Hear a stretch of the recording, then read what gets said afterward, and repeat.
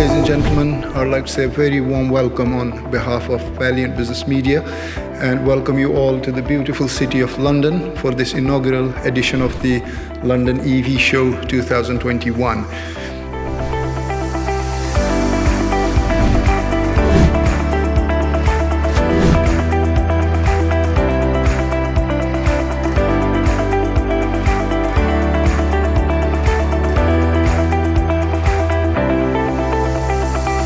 Over the next 3 days here, there's going to be a bunch of exhibitors, also a lot of experts, high-profile speakers, celebrities. A certain Quentin Wilson, OX Top Gear fame, is going to be here as well. And dignitaries from as far away as Saudi Arabia are going to be talking about EVs, not just in the UK, but around the world, how people are adapting to them, how people are getting on with them, and what's the future look like for EVs. So a lot of that stuff we're going to be exploring.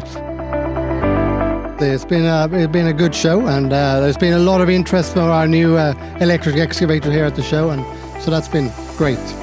Yeah, it's been a fantastic show. It's a really nice venue. It fits together really well in terms of the number of exhibitors and the sort of intimacy of being able to talk to everybody. You can feel the ideas being swapped, not just see them. And the conference has added a real sort of strong side of thought leadership. So yeah, it's been really fascinating. I've been delighted by the London EV show because whilst we're in really testing times again with COVID, they've done absolutely everything they possibly could to make sure not only the speakers and guests feel secure, but also the exhibitors too. So they've spaced everyone out and you can really get a feel for the equipment. Everyone's wearing masks when they're not seated or eating or drinking, and we've all been asked to show our passes. So everything aside, the show's been great. Got a really broad range of exhibitors, a massive amount of sponsors, which has made everything seamless. But what I like about the exhibitors this year is we don't have the same old. There's some really innovative stuff down there. And watching the panel sessions and the debates, I can see that people are tuning in from around the world. And that's what London does, is it puts us on the map. And I think our responsibility now is to take all the learnings we've had from the multidisciplinary panels and implement what we've been told to do. Well, for years, it seems, the electric vehicle revolution has been just around the corner. Now it seems, finally, we've turned the corner. We are approaching the famous tipping point. Electric vehicle sales in Europe certainly are about to overtake diesel sales in Europe.